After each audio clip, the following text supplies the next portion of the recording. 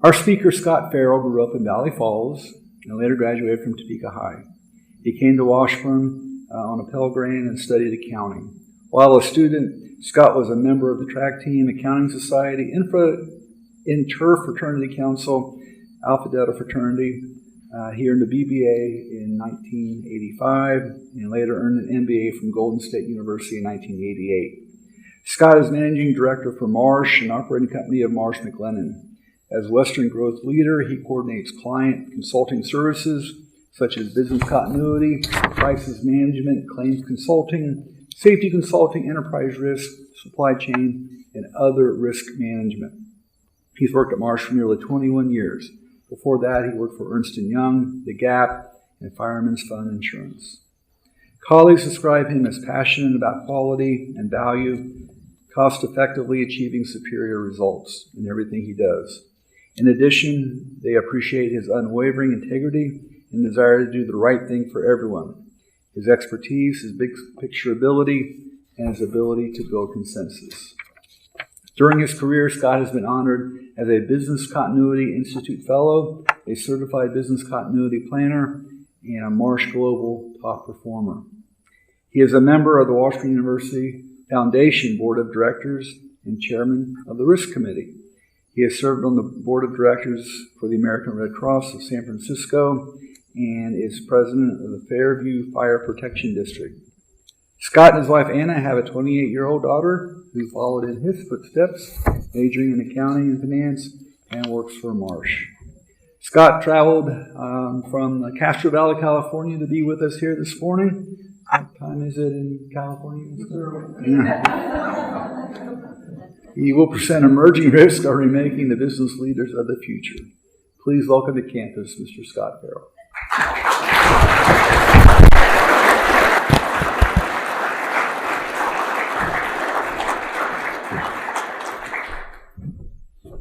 All right. Welcome. Thank you for attending here. I got my technology here, so I'm going to be doing my security release here, as everyone should be ready for that.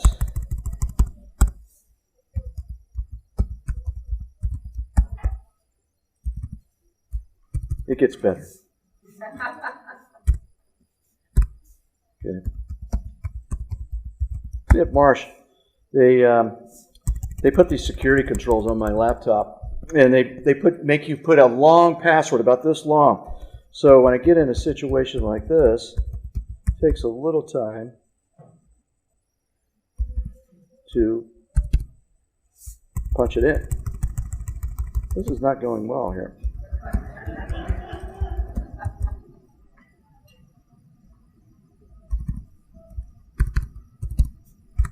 All right, here we go. I was going to have to pull up my backup plan. See, as a business continuity planner, there's always a backup plan to technology. There's the old hard copy, paper copy. But no, first of all, it's great to be back at Washburn here. And thank you, Dean, Zollers, and Susie for the warm introductions, and also the invite.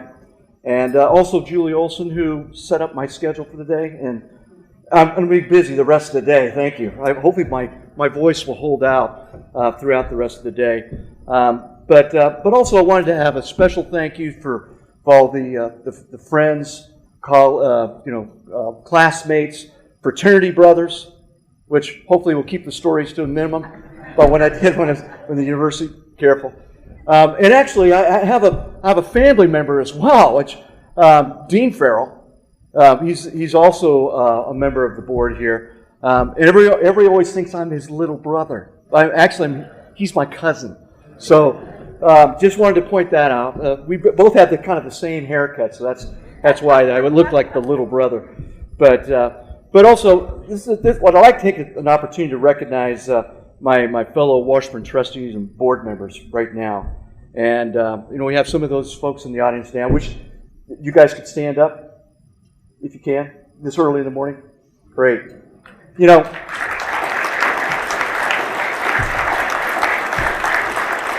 I can't say enough about these folks. I mean, they're highly dedicated to Washburn. They're extraordinary leaders, and Washburn's very lucky to have them. And so I wanted to say thank you for all you for attending today. And but also, I just wanted to say one thing. It's great to see Julianne Mazurchak as our president. And, again, she spoke this morning, but let's give her applause.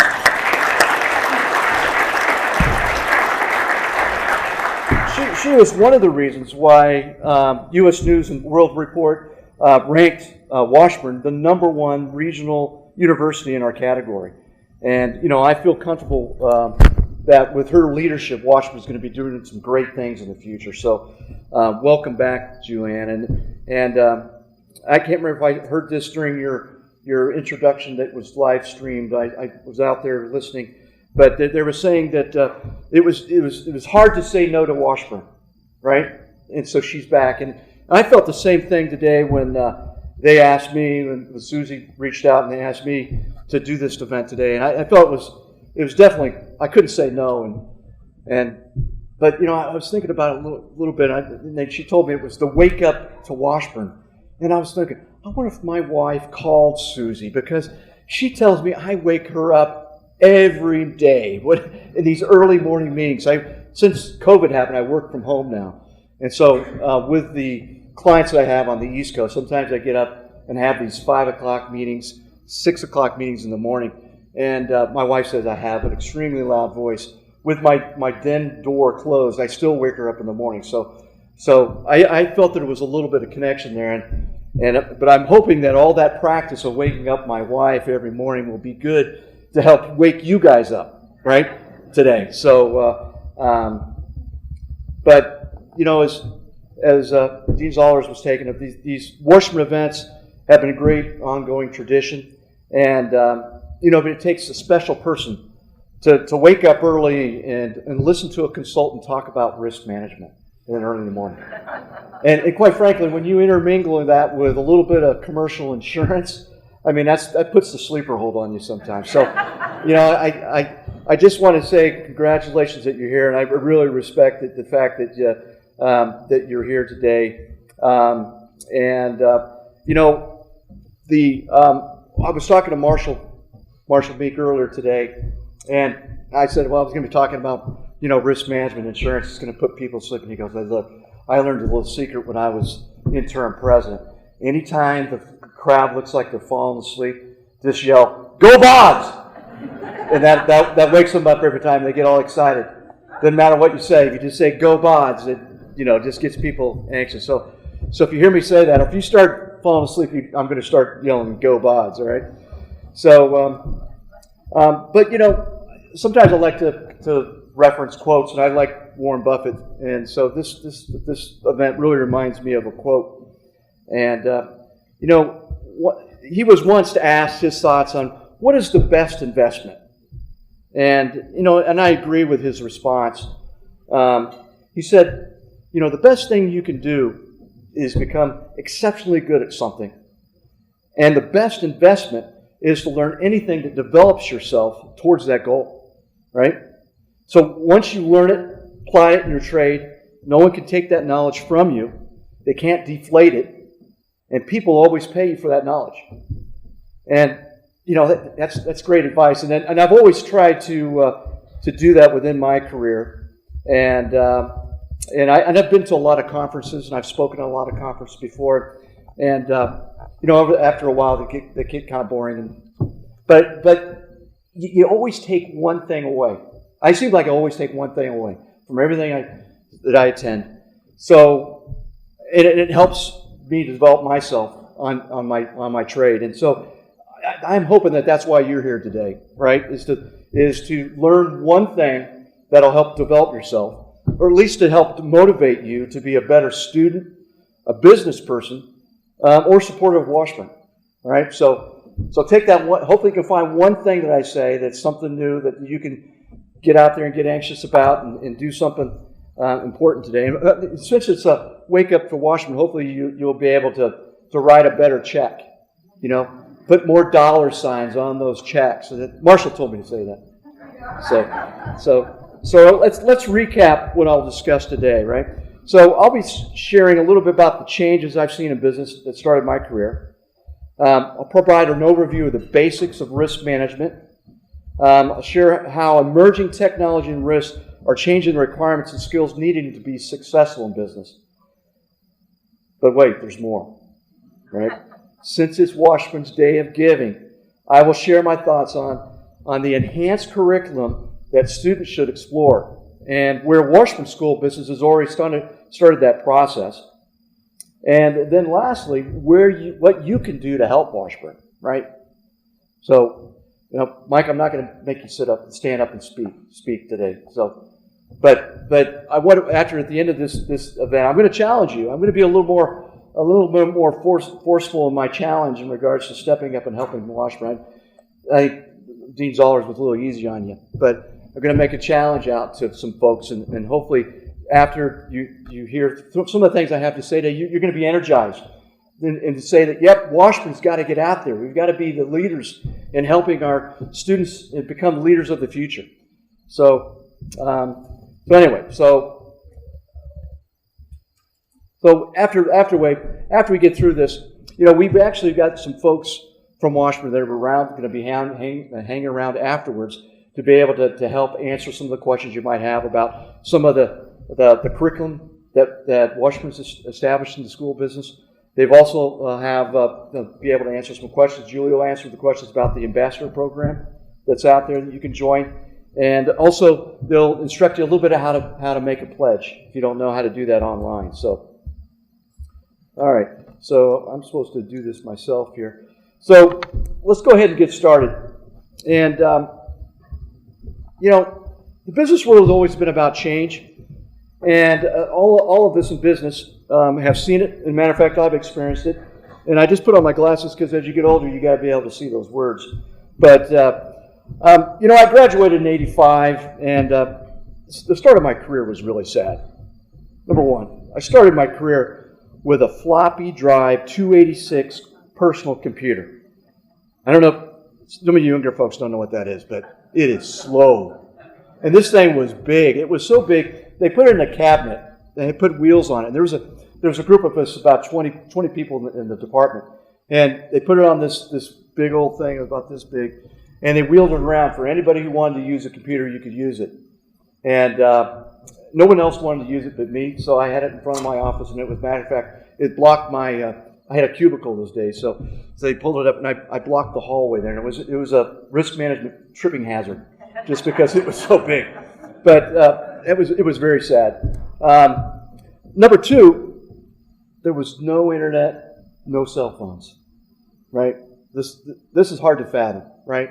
Now we're so lucky nowadays to have the internet. But see, in the old days, if you wanted to find out what was going on with business, you had to pick up a Wall Street Journal. Right? You had to pick up a newspaper. Newspaper. That's what, they don't have too many of those anymore. So, but one of the good things about my company, it was a subsidiary of American Express. They paid for my MBA.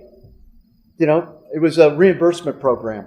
So they made you pay the initial cost, and the only way that you reimburse you if you passed your exams, if you passed the course. So. I learned the value of money at Washburn. And so I really had to cut back on my extracurricular activities on the weekends to pass those courses. But I did eventually pass. But thank you, Washburn, for instilling me the value of money, because that was a heck of a deal. And, I don't know if a lot of companies nowadays pay for graduate level programs, but if they do, sign up for it. So all the students who are here today, what I'm saying is that I encourage you to continue education after your graduation. Life is a continual growth. You have to get back to the classroom. You have to attend the conferences. You have to learn what's going on. Otherwise, you get left behind. So I highly encourage you to stay connected to Washburn after you graduate and attend some of those courses that they have available. So let's get into a little bit of my experience with risk management. My first experience with risk management was the '89 San Francisco earthquake. Some of you may remember that as the World Series earthquake.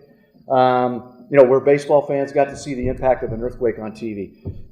Al, you're nodding your head because you remember those days, right?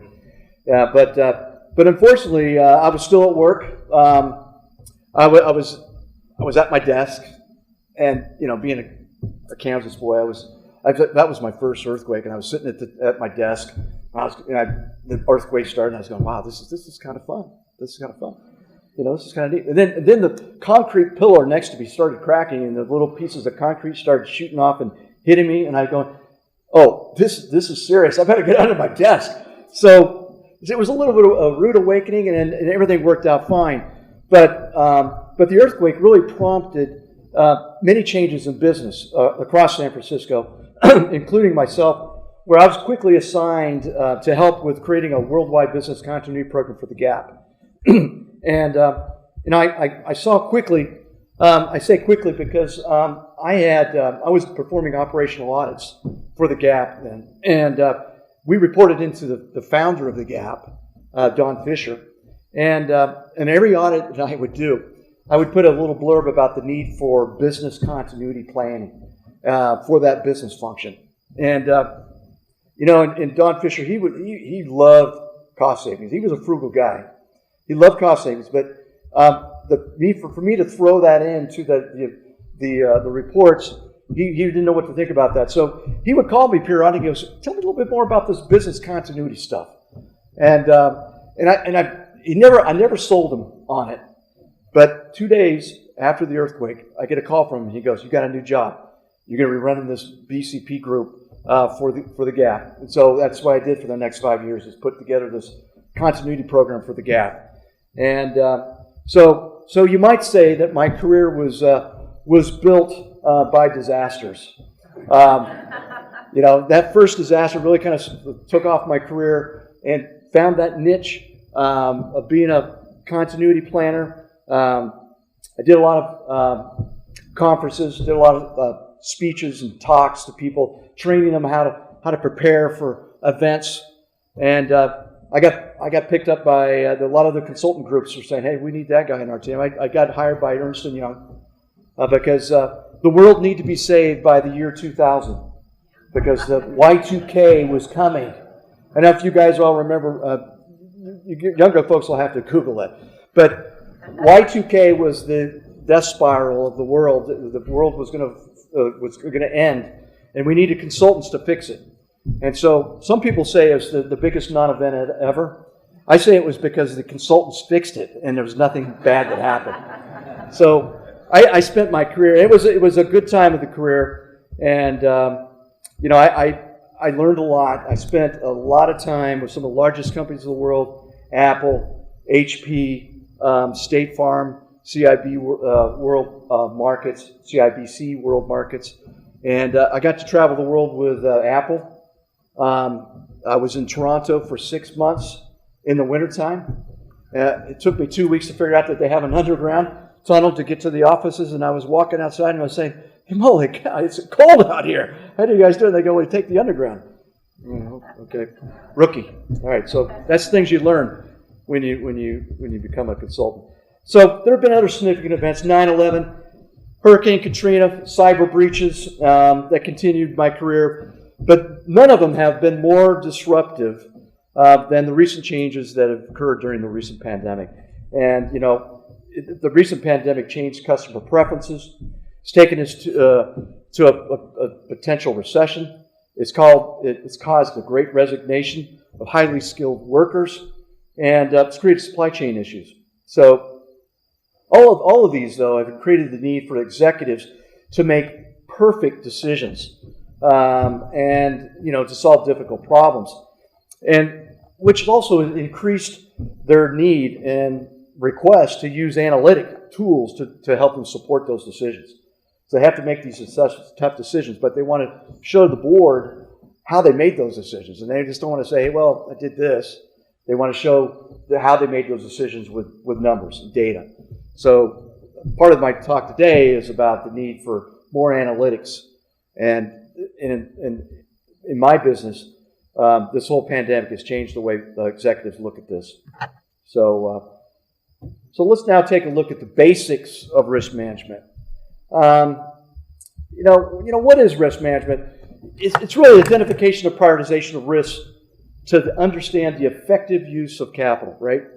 Companies have limited amounts of capital. They want to be able to spend it to make a profit. But you got to do it sensibly, right? You got to manage those risks out there because you don't want to have failure happen on those new projects. So you have to manage those risks. So there's really five basic components. You identify the risks. You analyze and quantify the impacts. You got to prioritize those risks. And then lastly, you got to mitigate those risks. And it's usually through insurance and/or loss control techniques and strategies. And the loss control techniques and strategies, that's where the consultants like myself come into play, right?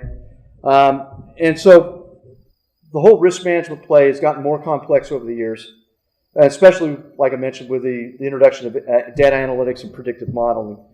But the bottom line is the amount of risk an organization takes is determined by the management of that organization. So this is called the risk appetite of a company, and it's the amount of revenue loss the company is willing to accept to achieve those objectives. So that's risk management in a nutshell, right? Not that exciting. Go Bobs! Go Bobs! Okay, all right, got it. All right, good. Thought I was losing you guys. Oops, I got to go. It's good to go. Always go forward. Okay, so but over the last 5 years, things have changed in risk management, thankfully. And I really bring it up to 4 key factors that are driving enhancements in how organizations use risk management. In fact, not just for risk management activities, but these changes are really creating changes for all businesses, all business functions within organizations. So let's talk about a couple of them. So the first one is really the massive growth in data and the ability to capture data via cloud computing. That's changed the game. And so, statistics out there, but 90% of the world's data was created in the last 2 years. And they say the next 2 years, it'll double. So data is here to stay. And good data is what we're looking for. Now, the second thing is emergence of certain things. And I say it's the emergence of a shared economy, businesses, and artificial intelligence. And it has created a whole new set of liability risks within risk management. So let's think about what I just said here. So like in the shared economy space, insurers have a real problem. They had a real problem with Uber and Lyft because the business model really was there was only one insurance carrier that was willing to accept those risks that Uber and Lyft were taking. It's really that they had to supply the excess liability coverage for something went bad. So Uber and Lyft, basically their model was they were having all these independent drivers and they were going to be using their insurance up to their standard limits. And so the only way that Uber and Lyft could survive is if they could find an insurance carrier that would provide that excess liability. Because if they had a major liability claim, say if one of those drivers injured somebody or possibly killed somebody, they could be sued, and these nuclear verdicts that are happening out there could put them out of business. So they needed someone to back them. So that is an example of what's really kind of changed the industry. It's really thinking through ways to be creative with our insurance carriers is to provide coverage for these new startup companies that are coming up. And the artificial intelligence is another area that's driving the need for liability coverage. And if you look at autonomous vehicles out there with Tesla and all these other things, they are also, for them to survive, even though they're a very, very big company that could be self-insured, they need insurance carriers to step up to provide that excess liability coverage. And so it's quite interesting to work with these types of companies and be creative. And that's why I'm saying it's really kind of a game changer for the risk management space. The other thing that's changing the game is the behavioral analytics and new tools that have been developed within our field. And there's the use of smart machines and what we call wearables They're wearable devices that are being used on construction sites, warehouses, and manufacturing plants. And they collect data on movements in order to prevent high-risk situations. So for example, a warehouse worker would be wearing this belt, and it would collect all these data movements. So every time this worker would move, it would collect that data. And what the purpose of wearing that belt is to have someone on the backside analyze that data and then start identifying all those bad movements. And the bad movements are the ones that ultimately would be causing maybe a claim for a repetitive motion claim with your arm, or maybe maybe you're lifting improperly, and so that bad movement would ultimately cause a claim, which costs the company money. So these wearable belts are really allowing individuals to identify those corrective motions. Then they retrain those workers to eliminate those bad movements. And ultimately what it'll do is help reduce workers' comp costs. So one of our jobs is we have a team that goes out and retrains people based on this data out there. And so for us, that's real exciting. That for risk management, typically we really didn't have a lot of solutions out there to help mitigate those risks. But now with technology, it's opening up a lot of opportunity for us to help our clients. And also for young folks out there looking for careers, analytics, understanding how to interpret the data, and understanding what you can do with this new technology. If you understand it, you'll get. You put that on your resume, you'll get hired. So that's one thing. Now, the last thing I'd like to mention is that there's a lot more of these data scientists that are out there. They're creating and developing a lot of these new tools and products, and so which means they're going to hire more of these data scientists, but they're going to need more people, like I just mentioned, to be able to interpret the data. So again, having everyone understand what that means, and hopefully Washburn, through some of the programs we'll talk about shortly, you'll be able to get an education a little bit about what that means. So the key points is that risk management becomes a performance enabler. In the past, risk management was an insurance and compliance-driven activity, and now leaders are viewing risk management in terms of potential to drive better business decisions and improve performance. So we're at the desk now at the main C-suite table when decisions are being made, so which is nice. Let's go on to the next slide. Okay, so you heard it from me. I wanted to make sure that you saw that employers are asking for this type of skill set. They're looking for students that have analytic and quantitative skills. 78% of employers are asking for this. This is and this skill ranks second on the 10 that was requested from this recent survey that was done by the National Association of Colleges and Employers. So the employers are getting the last word on this when they're hiring students. They want to see these types of skills. So students, if you have not seen these types of surveys in the past, take a look at them. Make sure that you are checking the boxes. If you're not getting these types of skills from the coursework that you're signing up for, get it somewhere else within the university by joining associations, joining clubs, get active, get out there. And I think the best class I ever took was a communication class. Can't remember my teacher's name, but before I took that Washburn communication class, I never spoke in front of people before. And I'm telling you, in business, you got to know how to communicate. So I definitely would like to have everyone take a look at this and make sure that you're ready and prepared to get those employers to look at your skills. Okay, so but it's important for the students to remember they need to step up. But I also believe that successful universities of the future will need to recognize that employers are their customers, right? And that they need to listen to what employers are asking for in providing curriculum and to help satisfy their demands. So they're wanting universities to be able to churn out students that they can hire. So in your world, and I'm looking at the president here, in her world now, it's going to be a very competitive university industry. And so I think it's going to take a lot of communication with a lot of local businesses to find out what kind of skill sets they're looking for the people that they want to hire. And the university should be checking off those boxes as well in regards to what we're satisfying, and we're actually educating providing the right education to those students. Okay, so let's go to the next. So what should students actually obtain and explore in regards to these types of topics?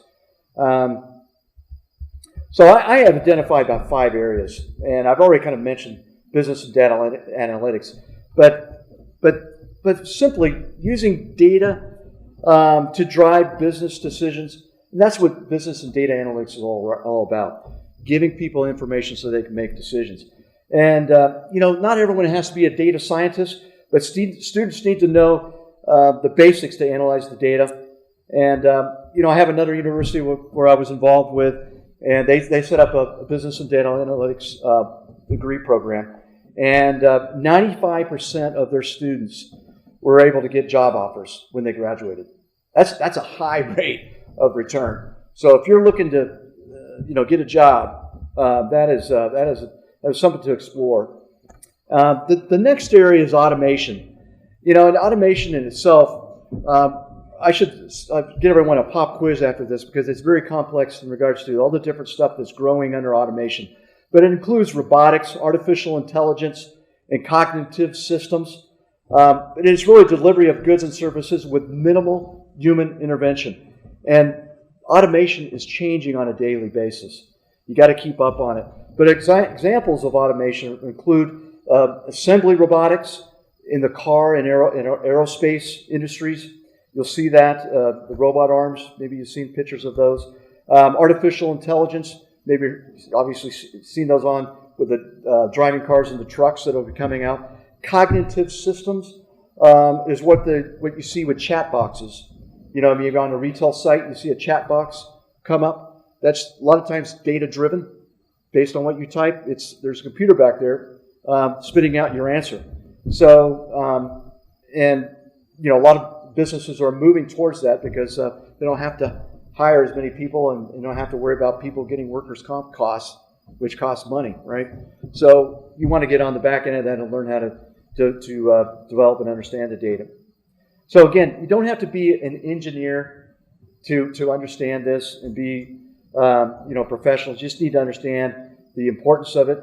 Automation is really the key to learning about automation is that a lot of businesses are moving towards it. But they're using it to lower costs, increase efficiency, and improve quality. So that's the big component there. The next thing is the Internet of Things, which is just the Internet. We call it the IoT. I wanted just to mention that the Internet has changed the business model for consumers. Obviously, if you want to get your movie, you don't go to Blockbuster anymore. You stream it online, right? So Blockbuster Video, young folks probably don't know what that is, but but during the pandemic, we really saw the change in the use of the internet, and what I'm really seeing is it's also brought in the whole need for cybersecurity, and we saw data breaches increase by about 400% during the pandemic. So anyone wanting to be a head of a department or run a small business needs to understand how to protect IP or intellectual property. And the importance of preventing and responding to a cyber and ransomware attack is also very important. Unfortunately, we've had several of our clients experience ransomware attacks, and they had to learn the hard way how to pay ransom via Bitcoin. We had a utility company that unfortunately was hit. They couldn't invoice for and receive payment for about a month. Fortunately, they had split their network in half, and they had their power and water in a different network, so it wasn't hacked. But their administrative functions were shut down. But they had to pay the ransomware through Bitcoin to get back the rights to their network. And it's not a good experience to be in, but it's something that everyone needs to start learning about and understanding how to prevent those cybersecurity events from happening.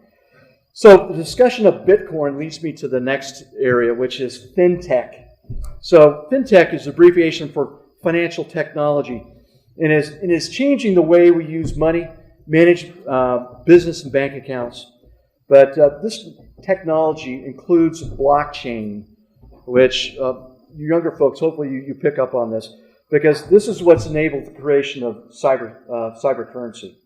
All right? So blockchain is something that my company has embraced. Hey, go Bods! Go Bods! It's a tough group. Tough group. They have to go to class, I'm sure. So, but also, so cyber currency is that big piece. But anyone who uses Venmo on their phone to pay their friends and family, and this is a fintech solution. So I think Marshall, you're accepting Venmo payments for Wake Up. So all right, good for the day of giving. So lastly, it wouldn't be a risk management if I didn't talk about risk management.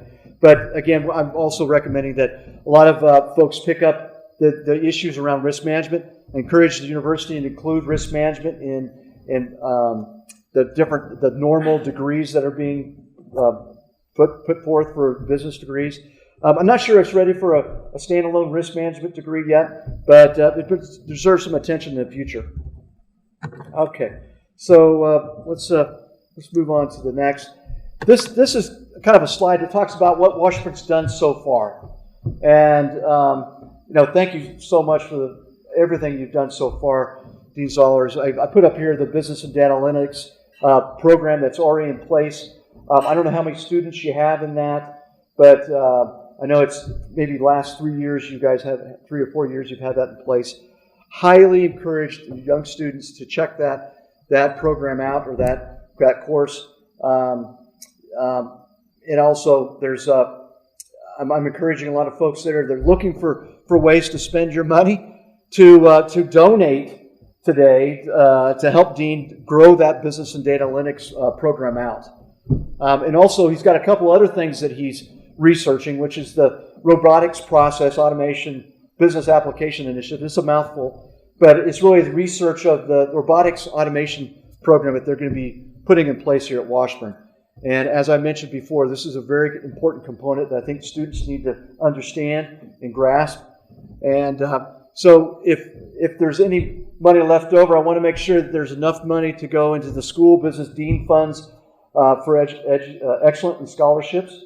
So if Dean Zollers needs any extra money for things that he's forgotten to mention, at least he'll have that money in that kitty to spend it where he feels necessary. So I know there's been a lot of folks, and I have some other board members who've contributed and made matches here today for the day of giving.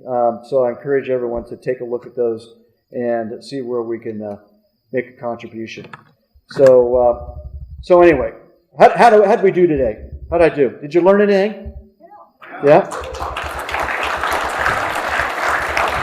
So, hopefully you found that one thing that you can think about you go through the rest of the day, where you've learned something new, and you can take it with you and try to do a little bit better. But I want to kind of recap on a couple things. So I want you to consider the topic and the issues we talked today. If you're a student, dig deeper into some of the topics that I mentioned. Take a class. Get involved with the university. For others, evaluate your ability to help Washburn, right? And then, if on the second point, there's a lot of people here from Washburn, so take some time afterwards to talk to a Washburn representative to learn more about what's happening on campus, on the school business. Be that ambassador. Learn how to make a pledge, right? And then, do yourself a favor and just keep engaged. Be a better person. Be a better student. Be a better supporter of Washburn. And so I leave you with just being out there. Hopefully you're able to develop yourself And I appreciate the time and your ability to listen to what I had to say today. And thank you very much.